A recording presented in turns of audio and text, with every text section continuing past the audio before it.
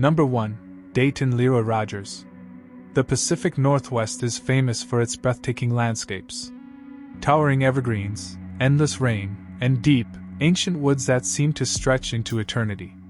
But in the shadows of the Portland metropolitan area during the mid-1980s, those same beautiful forests became a nightmare. This was a time when the neon lights of the city cast long, dangerous shadows, and vulnerable women walking those streets at night were stepping into an invisible trap. Dayton Leroy Rogers was a man who looked like anyone else. He was a mechanic, a husband, a father. He did not look like a monster, which is exactly why he was able to hunt in plain sight. He prowled the grittier avenues of Portland, looking for those who felt invisible, those whose disappearances might not make the front page. If you are captivated by the dark psychology behind cases like this, make sure to subscribe to the channel so you never miss a deep dive into these chilling stories. Rogers knew that the city was just a hunting ground, and his true domain lay miles away, hidden beneath a canopy of dense, unforgiving pine. He carefully selected his targets, offering them a fleeting sense of security before the trap snapped shut. Why do you think predators are so easily able to wear the mask of a normal life? Let me know your thoughts down in the comments below. If this mystery already has you gripping your seat, please drop a like on this video. You are not going to believe what police found waiting in the woods. The isolation of the Malala forest was absolute. Once Rogers convinced his victims to get into his vehicle, he would drive them far away from the familiar glow of the streetlights, deep into the remote, logging roads of Clackamas County. The transition from the noisy urban environment to the suffocating silence of the wilderness must have been terrifying. It was here, surrounded by immense trees and complete darkness, that his horrific fantasies were fully unleashed. He constructed a hidden dump site, a secret graveyard that belonged only to him. Rogers was methodical, treating his brutal acts not as crimes of impulsive passion, but as deeply calculated rituals.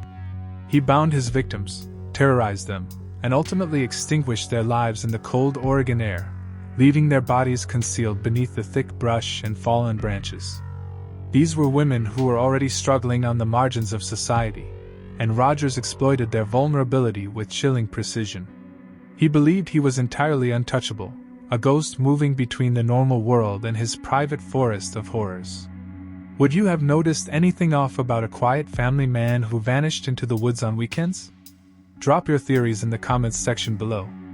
If you are feeling the dread creeping in, make sure to leave a like on this video. The secrets buried in the Malala forest were devastating, and they lay undisturbed for what felt like an eternity.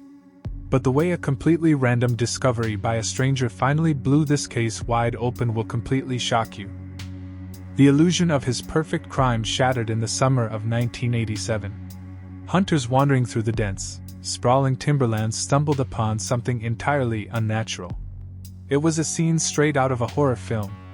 Beneath a carpet of rotting leaves and damp earth, they discovered the remains of several women. The police were immediately called to the grim location, and what began as a single morbid discovery quickly turned into a massive, sprawling crime scene excavation that overwhelmed the local authorities. Investigators combed through the underbrush, unearthing victim after victim.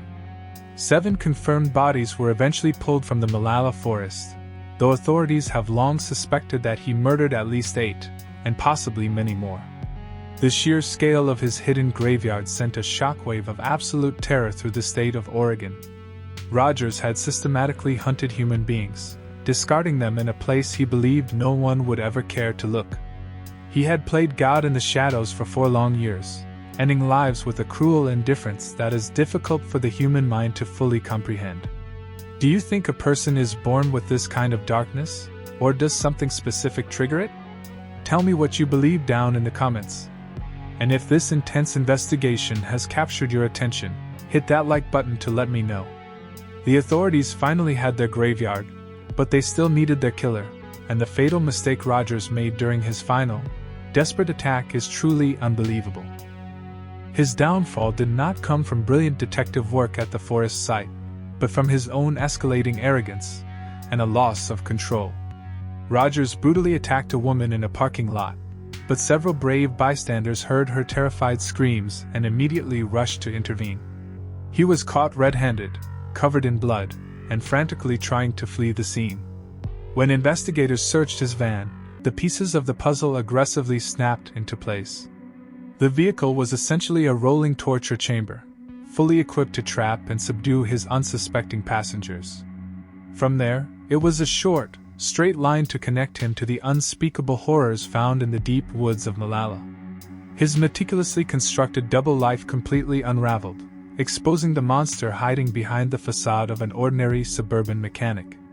Dayton Leroy Rogers was eventually convicted and sentenced for his monstrous crimes, but the profound scars he left on the Portland community and the families of his victims will never fully heal. The Malala Forest Killer remains a deeply terrifying reminder that the most dangerous predators do not always lurk in dark alleys. Sometimes, they smile at you in broad daylight and offer you a ride.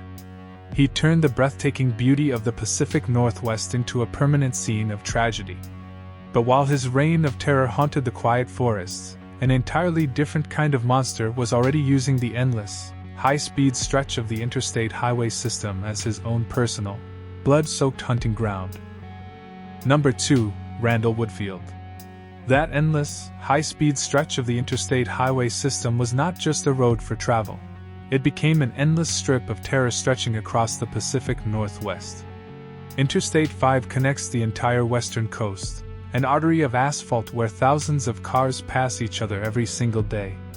For most, it is a way to get home, but for Randall Woodfield, it was the ultimate hunting ground. On paper, Woodfield lived the American dream. He was a celebrated athlete, a handsome local hero who had actually been drafted by the Green Bay Packers. People looked at him and saw pure potential, a star with a bright future. But behind the charming smile and athletic prowess lurked an incredibly violent predator. Woodfield used his charismatic persona to disarm his targets, blending in seamlessly at gas stations, convenience stores, and motels along the busy highway. He realized that the interstate offered the perfect cover. He could strike with devastating speed, hopping back into his vehicle and driving hundreds of miles into another jurisdiction before the police even knew a crime had occurred. He left a trail of shattered lives in his wake, moving faster than the law could track him. Why do we so often refuse to believe that attractive, successful people can harbor such profound evil? Let me know your thoughts down in the comments below. If this high-speed mystery has you on edge, please drop a like on this video. The terrifying escalation of his crimes will leave you absolutely speechless. The sheer velocity of his rampage was deeply terrifying. Throughout 1980 and 1981, Woodfield transformed the I-5 corridor into a continuous zone of panic. He did not stick to a single method or a single type of crime, making him incredibly difficult to profile. One night, he might forcefully rob a small roadside business, and the next, he would commit unspeakable acts of violence against young women he caught alone. He was a phantom who materialized from the traffic, unleashed total devastation, and dissolved back into the endless stream of passing cars. Officially, he is confirmed to have taken 18 lives, but investigators strongly suspect his true victim count could soar as high as 44. The geographic spread of his crimes across Oregon and California created a logistical nightmare for law enforcement. Different police departments were hunting the same men without even realizing it, completely unaware that the seemingly isolated tragedies in their small towns were connected by a single, terrifying thread. Citizens grew terrified of the highway. A simple trip to get gas or a quick stop at a rest area suddenly felt like a gamble with death. The entire region was paralyzed by the looming threat of the I-5 killer. How would you protect yourself if a killer was using the very roads you drive every day? Share your survival strategies in the comments section below. If the scale of this interstate nightmare is giving you chills, hit that like button right now. The one fatal flaw that finally exposed his identity is incredibly shocking. Even a predator as agile as an elite athlete eventually makes a mistake. Woodfield believed his speed and mobility made him invincible, but his absolute arrogance began to cloud his judgment. He started taking increasingly reckless risks, leaving behind tiny breadcrumbs of evidence at his chaotic crime scenes. Survivors of his brutal assaults bravely came forward, providing police with a chillingly consistent physical description. They spoke of a tall, remarkably fit man, someone who moved with the undeniable grace of a trained professional athlete. Some witnesses noted he wore an adhesive bandage across his nose, a crude disguise that only made him stand out more in their traumatized memories. Law enforcement agencies finally began to communicate across county and state lines, piecing together the ballistic evidence and the timeline of the brutal highway assaults. The massive dragnet was slowly pulling tighter around the former football star. When investigators finally raided his home, the pristine image of the local sports hero was permanently shattered. They uncovered a mountain of incriminating evidence, linking the golden boy of the gridiron directly to the blood-stained asphalt of the interstate. It was a staggering betrayal of the community that had once cheered for him so loudly. Do you think a person's childhood fame can create a dangerous sense of entitlement and invincibility? Sound off in the comments below. If you are fascinated by how the police finally connected the dots, drop a like on this video. The dramatic final confrontation in the courtroom took an entirely unexpected turn. The trial of Randall Woodfield was a media spectacle that absolutely gripped the entire nation.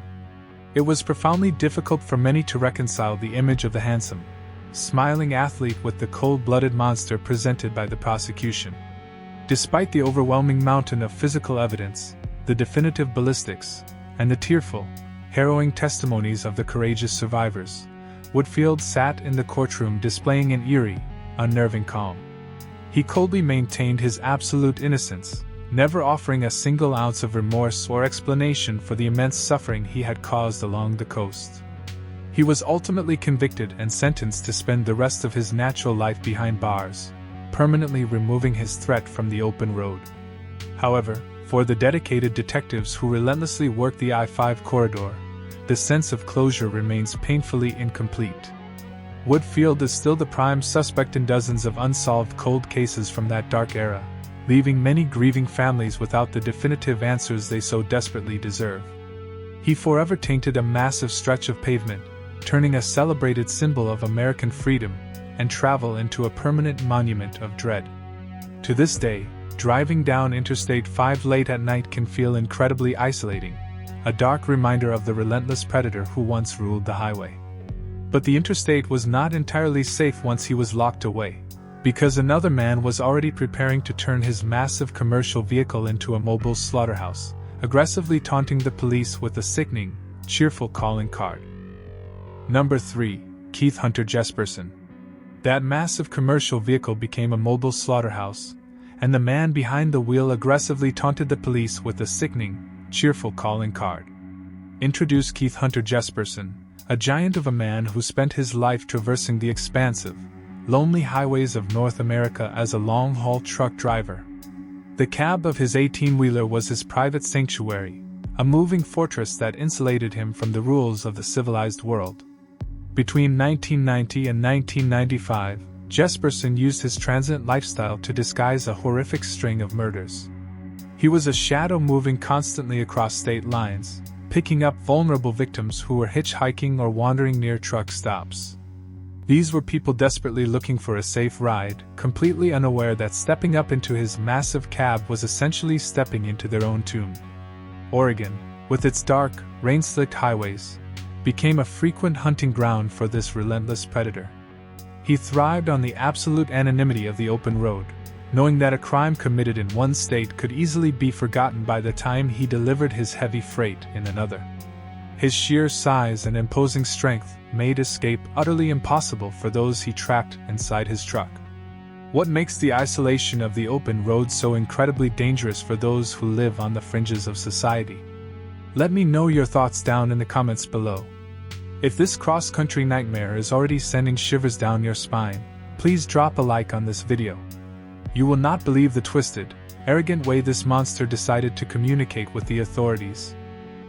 The sheer brutality of his crimes was overshadowed only by his desperate, narcissistic craving for attention. When another woman falsely confessed to his first known murder in Oregon, Jesperson was not relieved. He was incredibly furious that someone else was stealing the spotlight for his horrific handiwork. He wanted the world to know exactly what he was doing and exactly who was in charge of the terror spreading across the highways. To correct the record, he began writing deeply disturbing letters to local newspapers and law enforcement agencies. These were not just confessions, they were boastful, arrogant narratives detailing his brutal acts with sickening precision. But the most chilling detail was the signature he left on every single piece of correspondence. He signed his morbid letters with a simple, neatly drawn smiley face. This deeply unsettling juxtaposition of childlike innocence and unfathomable violence earned him a deeply sinister nickname, the Happy Face Killer. He treated the lives of his victims like a macabre game, gleefully taunting the detectives who were desperately trying to track his massive rig across the country. 8 victims were definitively confirmed, but his terrifying claims soared much higher, boasting of over 185 murders. Do you think killers who write to the media secretly want to be caught, or do they just crave the absolute power of the spotlight? Share your psychological theories in the comments section below. If you are gripped by this chilling psychological game, hit that like button. The horrifying reality of his mobile crime scenes is even worse than you can imagine. His 18-wheeler was fundamentally designed for the solitary life of a long-haul driver, equipped with a sleeper cab that offered privacy and comfort on the road. For Jesperson, however, this small, enclosed space was a soundproof dungeon perfectly engineered for terror. He would park his massive truck in desolate, unlit lots, areas where the agonizing screams of his victims would be entirely swallowed by the hum of passing traffic and the roar of heavy diesel engines. The transient nature of his victims meant that many of them were not reported missing right away, and by the time anyone noticed they were gone, Jesperson was already thousands of miles away, securing his next load of cargo and searching for his next target. He possessed an uncanny ability to compartmentalize his dark life, seamlessly transitioning from a dependable employee delivering goods on time to a ruthless predator extinguishing human life. He weaponized the logistics of the American supply chain, turning rest stops and way stations into the bloody backdrop for his escalating madness. The sheer expanse of his hunting ground made him an absolute nightmare for criminal profilers and local police departments to track down. Why do you think a person's profession can so perfectly camouflage their darkest, most violent impulses? Tell me what you believe down in the comments. And if this intense cross-country investigation has captured your attention, hit that like button to let me know. The bizarre sequence of events that finally brought this smiling monster to justice is truly mind-blowing. For years, he outsmarted the system, but his massive ego eventually became his ultimate undoing. His arrogance grew with every letter he mailed and every mile he drove, leading him to become significantly sloppy in his final attack. In early 1995, Jesperson murdered a woman who actually had personal ties to him, leaving a clear connection that police could finally follow. When investigators eventually cornered the giant truck driver, his smiling facade completely crumbled under the pressure.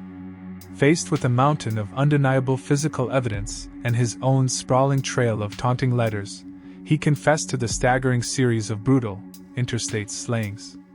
Keith Hunter Jesperson was swiftly sentenced to spend the rest of his natural life inside a maximum security prison, forever separated from the open highways he had weaponized for so long. While his officially confirmed victim count stands at 8, the chilling possibility that he truly murdered over 100 more people continues to haunt cold case detectives across the entire country. The Happy Face Killer transformed the vital arteries of American commerce into pathways of immense grief, forever altering how we view the massive trucks thundering past us in the dead of night.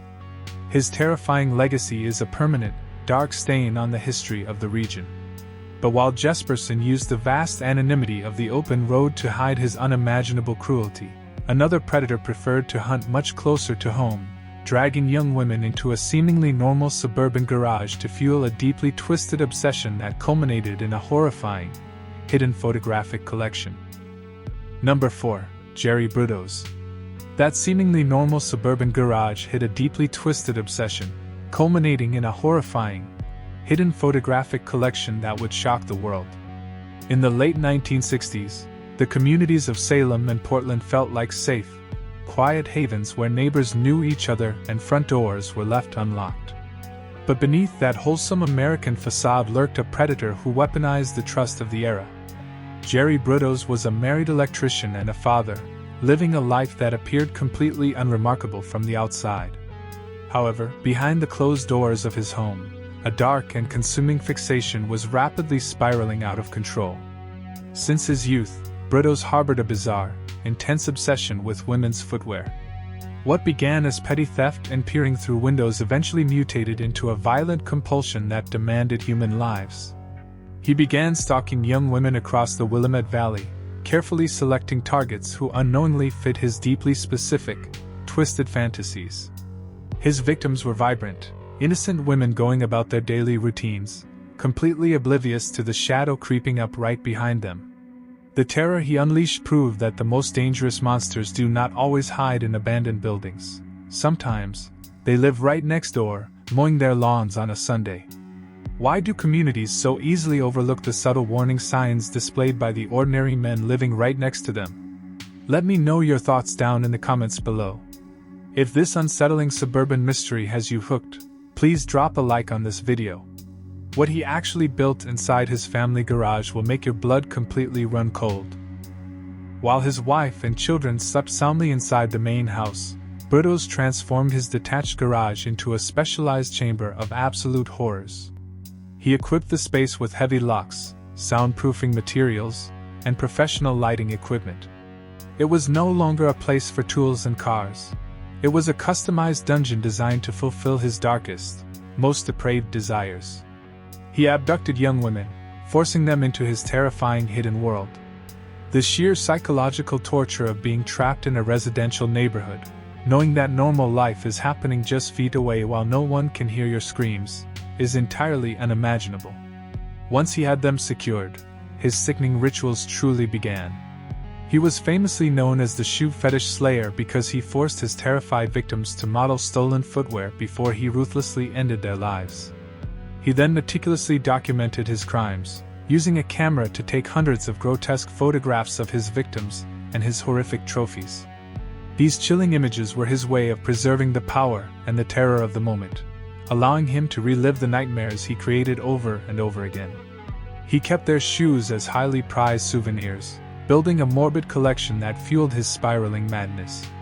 What kind of extreme psychological disconnect allows a family man to torture innocent people just feet away from his own sleeping children? Share your deepest psychological theories in the comments section below. If you are gripped by the chilling details of this case, hit that like button right now. The sheer magnitude of his absolute cruelty was only beginning to surface. Between 1968 and 1969, Brito's claimed the lives of 4 confirmed victims, leaving their families in a state of endless, suffocating grief. He disposed of their remains in the deep, murky waters of the surrounding Oregon rivers, weighing them down with heavy machinery parts stolen from his workplace. He believed the cold currents would wash away his sins and keep his terrifying secrets safely submerged forever. However, the river refused to keep his dark promises. When the water levels shifted, the gruesome evidence of his rampage slowly began to wash ashore, sending a profound shockwave of panic throughout the entire region. The police were initially baffled by the seemingly random nature of the disappearances, completely unaware that a highly organized predator was operating right under their noses. Brito's felt an overwhelming sense of invincibility, a dangerous arrogance that pushed him to take bolder, increasingly reckless risks. He brazenly carried the severed remains of his victims in the trunk of his family car, driving around town with a horrifying secret hidden just inches away from the oblivious public. The sheer audacity of his actions demonstrated a complete and utter detachment from human empathy. Do you believe that keeping physical trophies of a crime is a fatal flaw that guarantees a killer will eventually be caught? Tell me what you believe down in the comments. And if this intense, historical investigation has captured your attention, hit that like button to let me know. The tiny, careless mistake that finally brought the police to his front door is truly incredible. Despite his meticulous planning inside the garage, Brito's was eventually undone by his own escalating lack of control. During a brazen attempt to abduct another young woman on a college campus, she fiercely fought back and miraculously managed to escape. Her detailed, harrowing description of her attacker, combined with a trail of clues left by his bizarre behavior in local stores, allowed detectives to finally zero in on the quiet electrician. When law enforcement executed a search warrant on his seemingly ordinary property, the absolute scale of his depravity was laid bare. Investigators breached the heavily secured garage and uncovered his horrifying photographic collection, along with the stolen shoes and the chilling tools he used to execute his brutal fantasies. The overwhelming, undeniable physical evidence shattered his carefully constructed double life in an instant. Jerry Bruttos was swiftly convicted and sentenced to spend the rest of his life behind bars, eventually dying in prison. He remains one of the most uniquely disturbing figures in the state's history, a terrifying reminder of the absolute darkness that can fester behind the pristine curtains of a quiet, suburban home. While his horrific obsession was confined to a single, locked garage in the Willamette Valley, a different kind of terror was already brewing.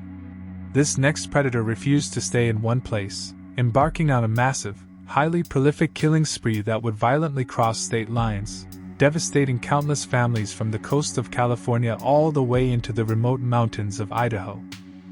Number 5. Thomas Eugene Creech.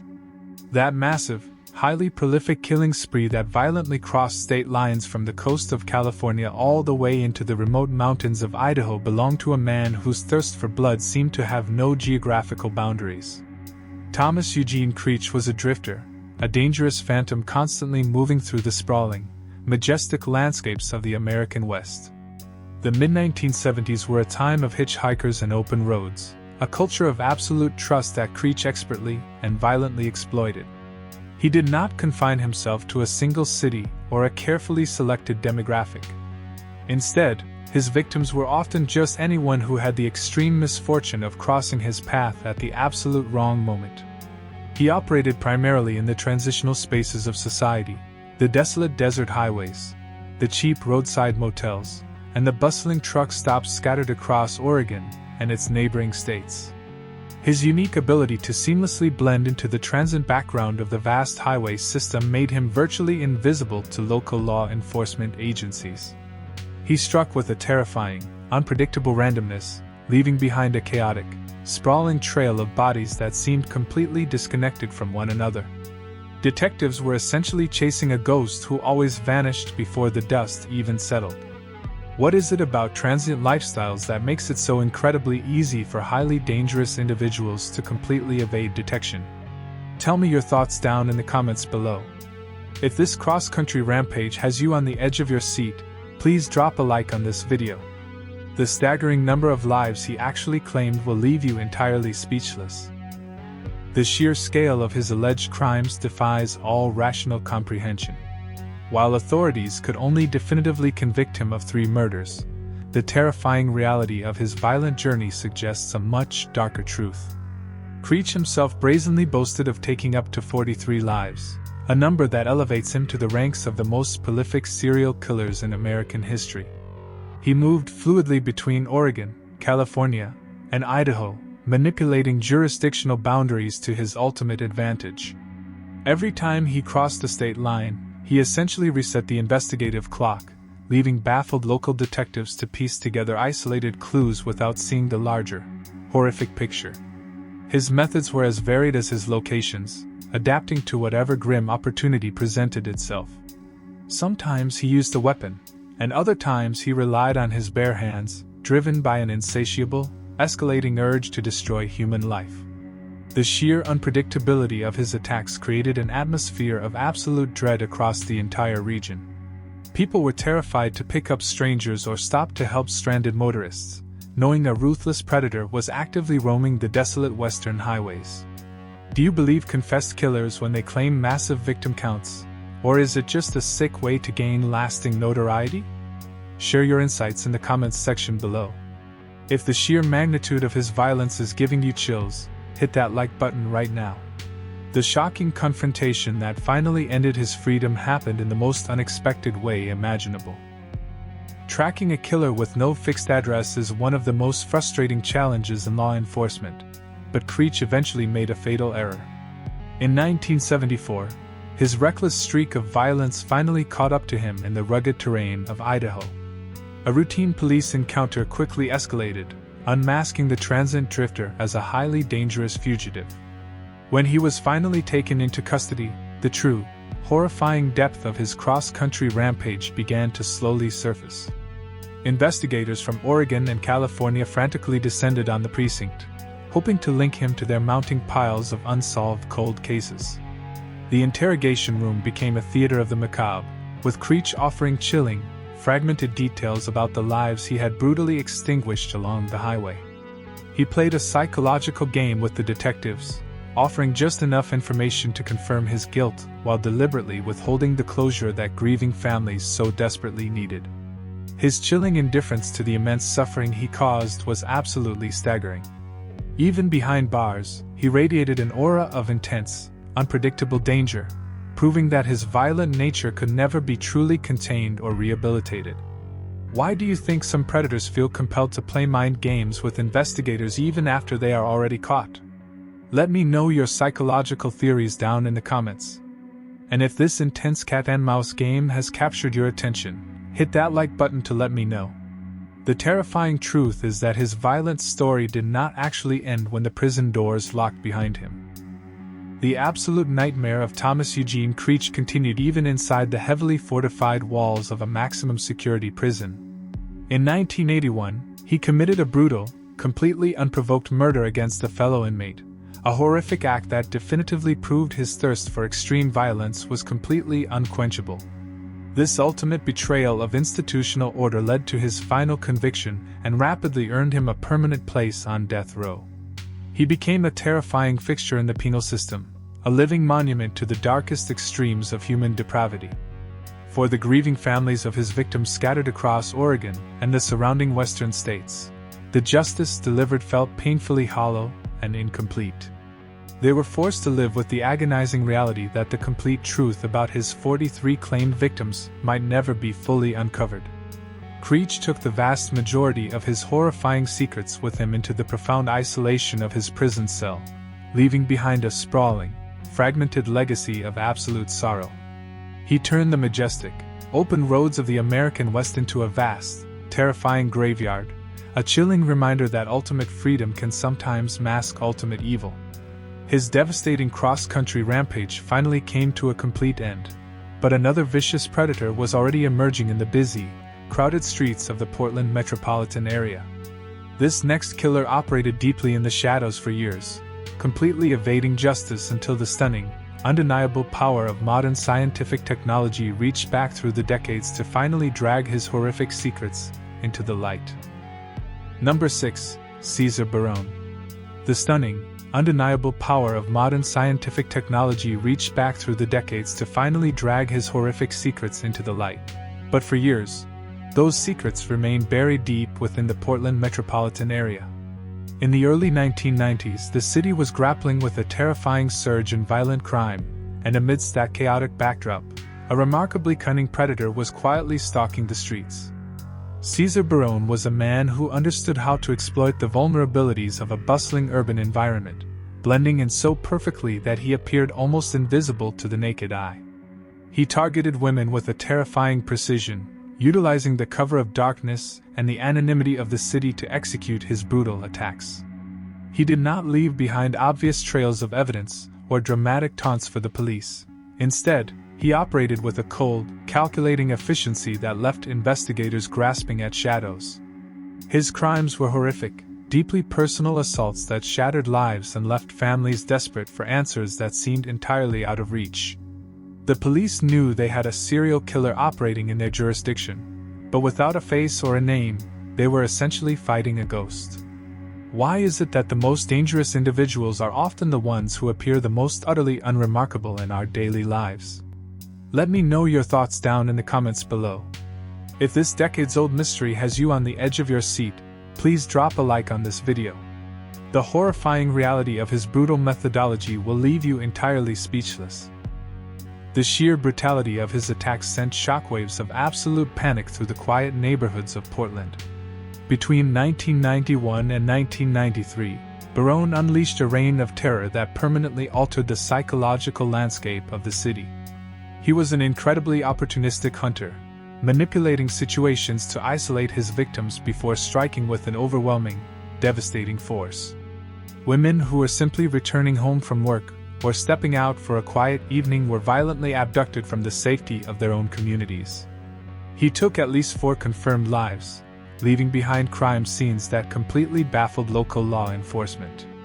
Decades before the advent of rapid DNA profiling, detectives were forced to rely on traditional, often painstaking methods of investigation, chasing down endless false leads and dead-end tips.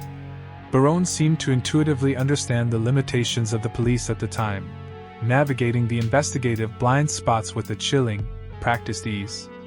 As the years slowly turned into decades, the active investigations inevitably began to cool, transforming into dusty, agonizing cold cases stacked high in the precinct archives. The families of the victims were forced to endure an unimaginable purgatory, trapped between their enduring grief and the fading hope that justice would ever be served. Do you think the passage of time diminishes a community's desire for justice, or does it only make the eventual resolution that much sweeter? Share your perspectives in the comments section below. If you are gripped by the tragedy of these unsolved crimes, hit that like button right now. The incredible scientific breakthrough that finally cracked this case wide open is truly mind-blowing.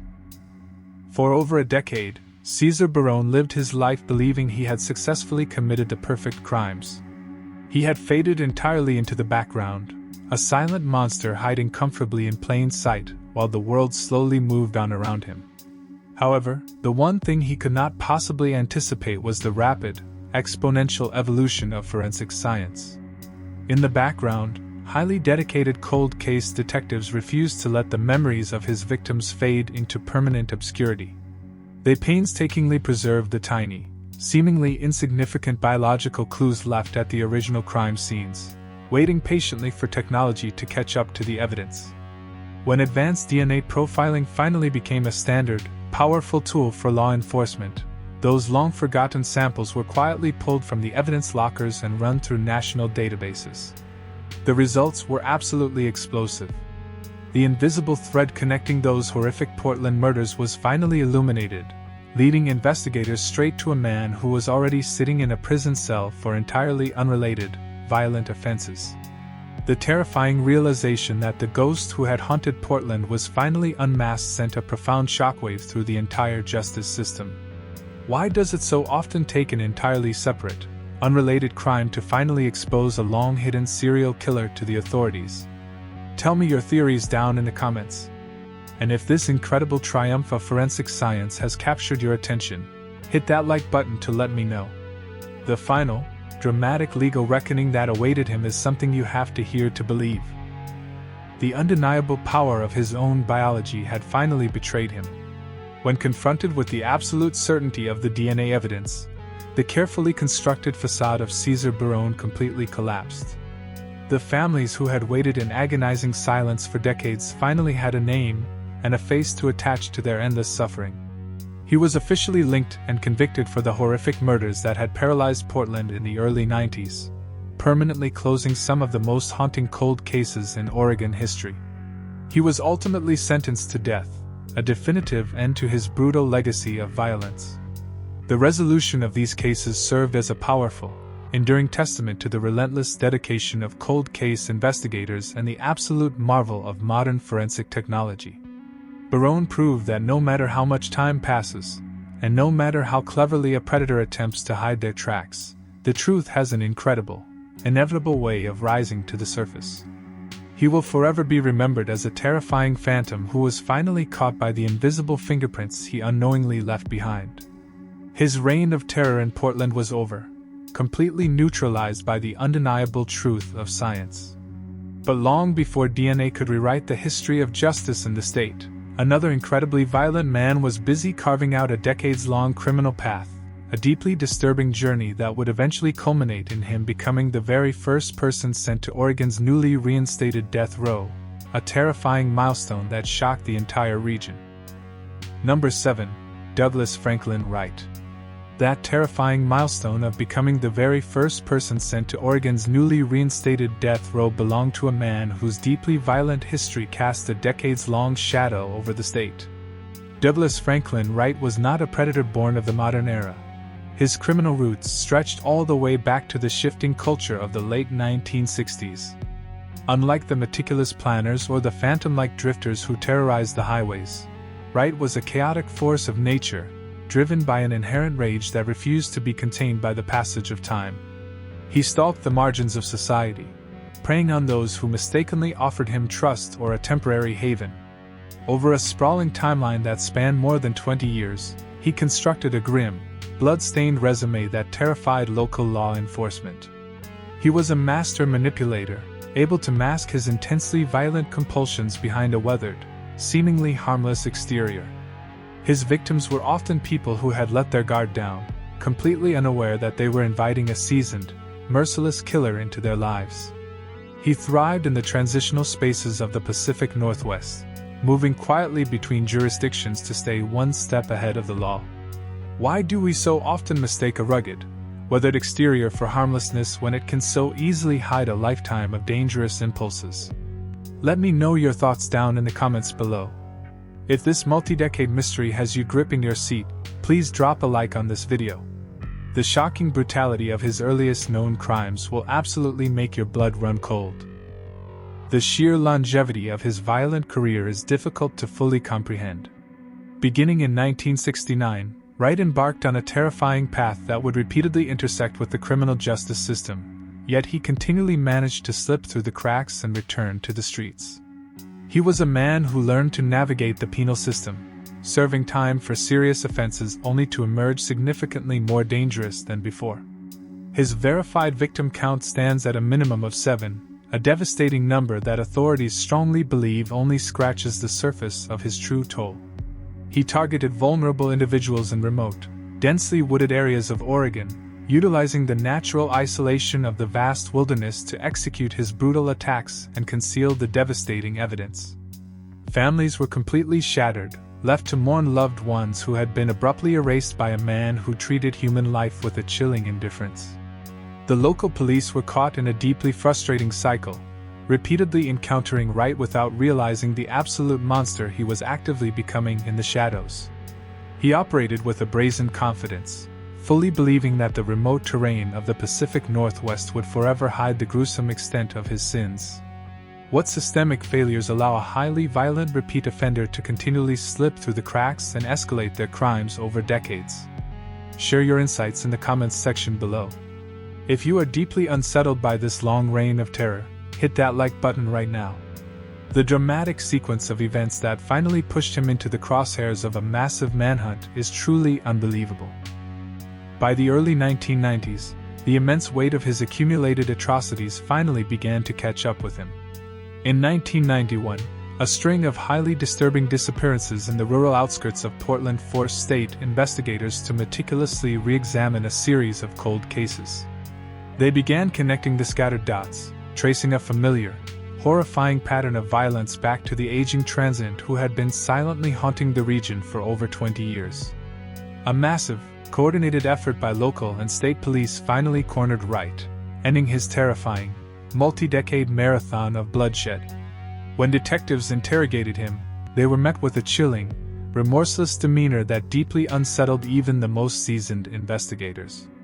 Wright offered grim, fragmented details about his victims, displaying a profound lack of empathy that definitively separated him from humanity.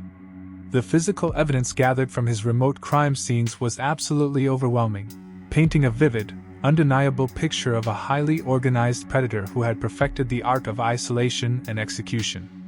The entire state watched in collective horror as the true, staggering scope of his violent history was systematically exposed in the courtroom.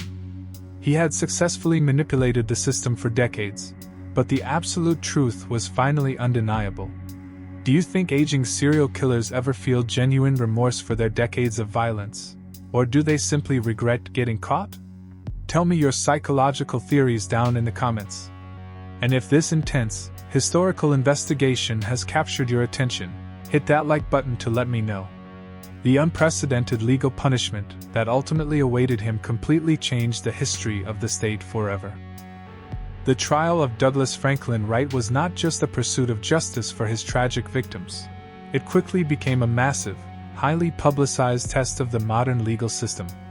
Oregon had recently reinstated the death penalty, and the prosecutors aggressively pursued the ultimate punishment for a man whose horrific crimes demanded the harshest possible response. The jury was entirely convinced by the mountain of undeniable forensic evidence, the heartbreaking testimonies, and his chilling lack of fundamental humanity. Wright was officially convicted and sentenced to die, cementing his dark legacy as the very first person sent to Oregon's newly revived death row. This monumental verdict sent a powerful, resounding message across the Pacific Northwest that such extreme, predatory violence would be met with the absolute maximum penalty the law could provide. While the families of his victims finally achieved a measure of grim closure, the deep scars left by his decades-long rampage through the wilderness would remain permanently etched into the history of the state. Wright was a terrifying anomaly, a brutal survivor of a bygone era who managed to carry his lethal compulsions deep into the modern age. His long, violent shadow was finally extinguished by the sheer, unyielding force of the justice system. But just as the state felt it had securely locked away its worst nightmare, another unseen predator was already actively hunting in the region, preparing to shatter the quiet night with a completely savage, unprovoked double murder inside a seemingly safe Portland residence. Number 8. Sebastian Shaw.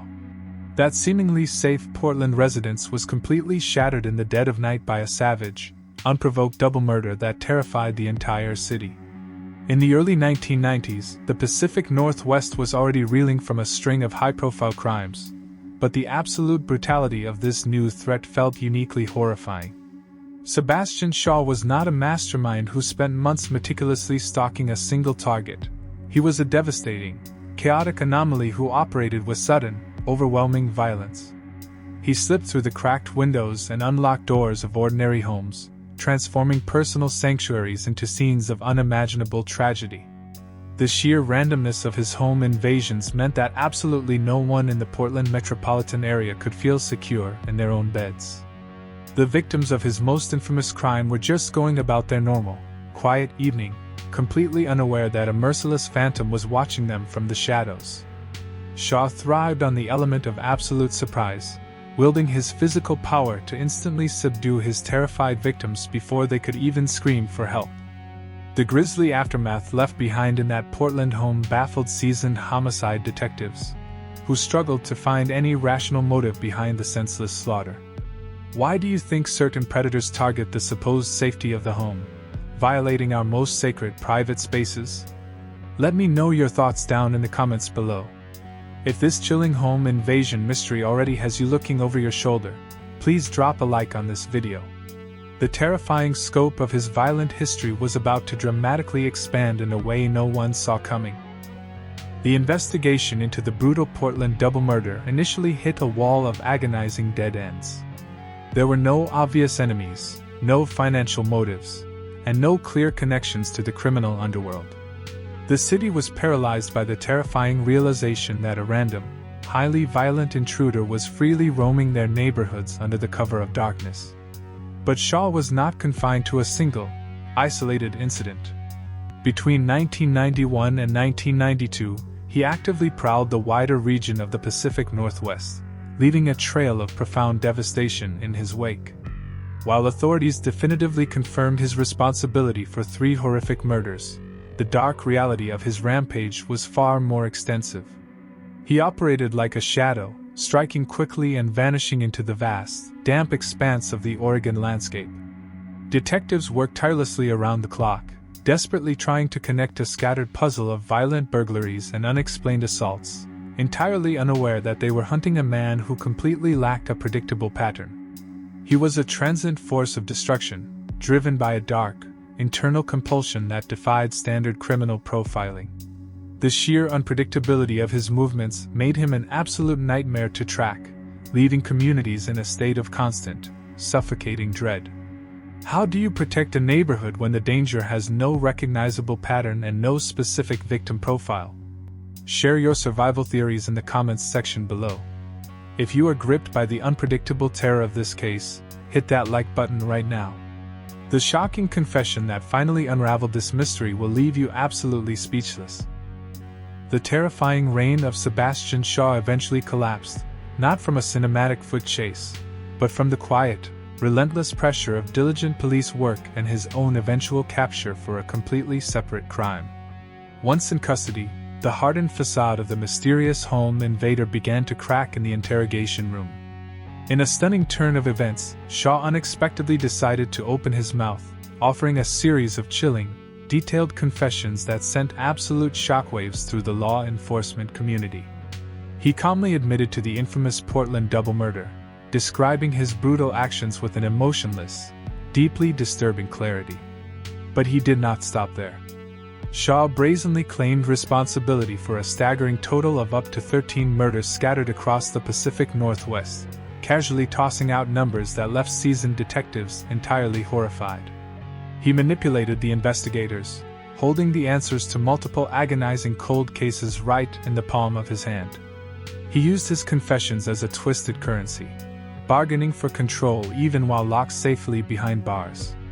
This dark psychological game forced detectives to meticulously verify every single horrifying claim, reopening old wounds for dozens of grieving families.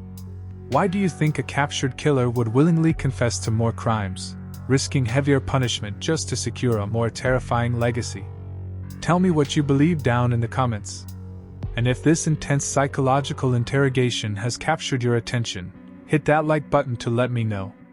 The final justice delivered to this chaotic predator was incredibly swift and absolutely permanent.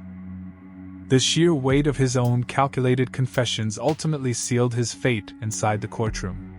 Sebastian Shaw was definitively convicted for the 3 murders that prosecutors could solidly prove with overwhelming physical evidence, including the horrific Portland double murder that had initially shattered the community.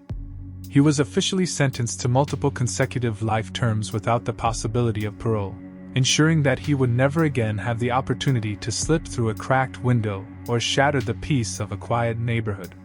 He was locked away to spend the remainder of his natural life behind the heavy steel doors of a maximum security prison.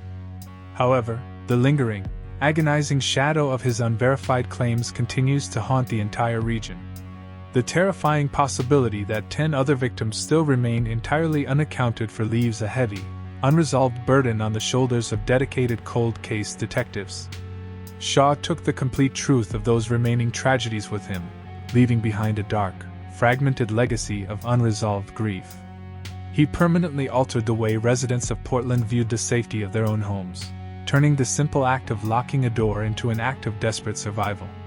His chaotic, violent storm was finally suppressed by the relentless power of the justice system. But while he terrorized the early 90s, a decade earlier, another highly organized predator was actively stalking the quiet streets of the state capital, methodically hunting down young women before vanishing into the humid, mid-80s Oregon nights. Number 9. William Scott Smith. Vanishing into the humid, mid-80s Oregon nights was a terrifyingly easy feat for a man who knew exactly how to blend into the quiet machinery of the state capital. Salem, Oregon, in the early 1980s was a picturesque city built on routine. It was not a place where people expected to lock their doors twice or look over their shoulders when walking to their cars. But this serene environment provided the perfect camouflage for William Scott Smith. He was not a chaotic intruder. He was a highly methodical predator who carefully observed the rhythms of the city.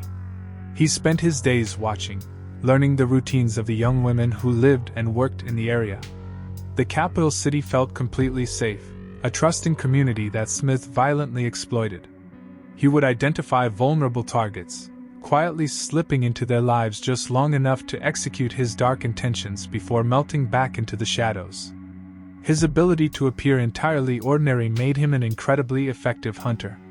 He walked the same sidewalks as the people he intended to destroy, masking his lethal nature behind a completely unremarkable facade. The terrifying reality was that the monster was not hiding in a dark forest.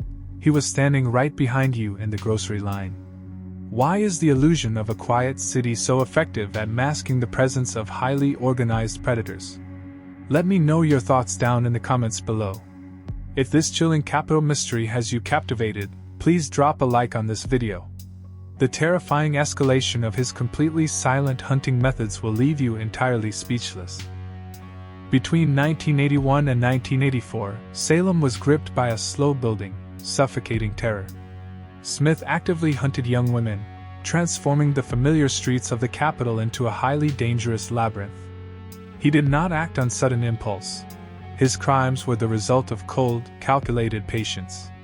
He would isolate his targets, ensuring they were entirely cut off from any hope of rescue before making his fatal move. Once he had them in his grasp, the quiet, ordinary man vanished entirely, replaced by a ruthless killer who executed his violent fantasies with chilling precision. He officially claimed the lives of at least 4 young women, leaving their families in a state of absolute, unending devastation. Local authorities were initially completely baffled. They were searching for a violent monster, someone who fit the traditional profile of a deranged attacker. But Smith completely defied those expectations. He left virtually no forensic evidence behind, meticulously cleaning his tracks and ensuring that the crime scenes offered no direction for the deeply frustrated homicide detectives. The sheer silence of his operations created an atmosphere of profound paranoia across the entire city. Women were terrified to walk home alone, and the once peaceful evening air suddenly felt incredibly threatening. How does a community maintain its sanity when a completely invisible threat is actively removing people from their neighborhoods? Share your survival theories in the comments section below. If you are gripped by the meticulous terror of this case, hit that like button right now. The tiny mistake that finally brought detectives to his doorstep is truly unbelievable. Even the most careful predator eventually slips, and for William Scott Smith, his supreme arrogance ultimately clouded his meticulous judgment. As his terrifying rampage stretched into the mid-80s, the relentless pressure from the Salem Police Department began to severely restrict his daily movements. Detectives were quietly building a massive, interconnected web of circumstantial evidence, slowly narrowing their suspect list from hundreds down to a mere handful of local men. Smith felt the invisible net tightening around him, which forced him to take desperate, highly uncharacteristic risks. During what would become his final hunt, he failed to properly secure his escape route, leaving behind a crucial witness who managed to catch a fleeting but definitive glimpse of him near the crime scene. That single, critical moment of exposure was all the determined investigators needed to finally shatter his invisible shield. When the police aggressively moved in to arrest him, they did not find a brilliant criminal mastermind. They found a disturbingly ordinary man whose quiet life was entirely built on a foundation of absolute horror. The sheer contrast between his mundane daily existence and the profound brutality of his hidden crimes left seasoned interrogators deeply unsettled. Why do you think highly organized killers eventually start making basic errors after years of completely successful evasion? Tell me your psychological theories down in the comments. And if this intense, slow-burning investigation has captured your attention, hit that like button to let me know. The final, dramatic legal confrontation that officially ended his freedom was absolutely staggering. Faced with the undeniable weight of the growing physical evidence and the damning testimony of the crucial witness, the carefully constructed defensive walls of William Scott Smith completely collapsed. The intense court proceedings offered no solace or genuine explanation for his savage behavior. They only highlighted the profound depths of his cold, calculating cruelty. He was definitively convicted for the murders of the 4 young women he had systematically hunted throughout the state capital. The presiding judge handed down a highly severe sentence, ensuring that this deeply manipulative predator would spend the rest of his natural life securely locked away from the vulnerable society he had so violently exploited. While the city of Salem could finally breathe a collective sigh of relief, the enduring trauma inflicted upon the families of his victims would never truly fade away. Smith remains a terrifying, historical reminder that true evil does not always announce itself with a chaotic roar. Sometimes, it quietly walks beside you in the broad daylight, patiently waiting for the absolute perfect moment to strike. His calculated reign of terror in the capital city was permanently shut down by the relentless pursuit of local law enforcement. But as the urban centers of Oregon slowly began to heal, a completely different nightmare was already unfolding out in the vast, unforgiving expanse of the rural wilderness, where a seemingly helpful state highway mechanic was actively using the isolated, lonely stretches of long pavement to meticulously execute a deeply sinister, long-running plan. Number 10. John Arthur Ackroyd. That seemingly helpful state highway mechanic was actively using the isolated, lonely stretches of long pavement to meticulously execute a deeply sinister, long-running plan. Central Oregon is divided by Highway 20, a massive ribbon of desolate asphalt that cuts directly through vast, high desert plains. It is an entirely unforgiving landscape, where a broken-down vehicle can quickly become a desperate fight for survival. For stranded motorists, seeing a glowing state highway repair truck approaching in the rearview mirror should have been a moment of ultimate relief. But between 1977 and 1992, that exact vehicle was driven by John Arthur Ackroyd. He was a trusted government employee whose very job was to patrol these remote stretches and offer assistance to those in need. He weaponized this profound public trust, turning his official uniform into a perfectly constructed disguise. He had complete, unrestricted access to the most desolate corners of the state, learning exactly where the radio signals faded and where heavy shadows could conceal a horrific crime. He preyed on the intense vulnerability of women traveling alone through the vast emptiness, offering a friendly smile before springing a trap from which there was absolutely no escape. Why do we automatically place our complete trust in an official uniform without ever questioning the specific intentions of the person wearing it? Let me know your thoughts down in the comments below. If this remote highway mystery is giving you chills, please drop a like on this video. The incredibly brazen way he covered his tracks will leave you entirely speechless. For 15 agonizing years, Ackroyd transformed the majestic Oregon wilderness into his own private hunting ground. Women who traveled the lonely stretches of Highway 20 simply began to vanish into thin air, leaving behind abandoned vehicles and completely baffled families. Officially, he is confirmed to have murdered 2 individuals, but cold case detectives strongly suspect he is directly responsible for at least 7, and potentially many more, unresolved disappearances in the region. He used his specialized knowledge of the rugged terrain to permanently hide the devastating evidence of his actions. He knew the hidden ravines, the forgotten logging roads, and the deep caves that dotted the sprawling landscape, places where human remains might never be discovered by wandering hikers. The isolation of his territory meant there were absolutely no witnesses to hear the desperate screams of his victims. He was a master of exploiting the harsh elements, allowing the brutal Oregon winters and scavenging wildlife to systematically erase his horrifying sins. When massive search parties were organized to comb the wilderness for the missing women, the community rallied together in a state of absolute desperation. But the most terrifying aspect of these massive searches was who was standing right in the middle of them. How do you maintain hope when the very landscape seems to be swallowing people whole without leaving a single trace? Share your survival theories in the comments section below. If you are deeply unsettled by this vast, open-air nightmare, hit that like button right now. The psychological game he actively played with the police is completely terrifying. Ackroyd possessed a deeply pathological need to inject himself directly into the chaotic aftermath of his own crimes. He did not retreat into the shadows when the police arrived. Instead, he boldly stepped into the spotlight. Wearing his official state uniform, he frequently volunteered to assist desperate law enforcement agencies with their expansive search operations. He casually chatted with the deeply stressed detectives, offering completely fabricated theories and subtly misdirecting their exhausted efforts away from the very locations where he had buried his terrible secrets. This level of extreme psychological manipulation demonstrated an absolute lack of human empathy and an incredibly dangerous arrogance.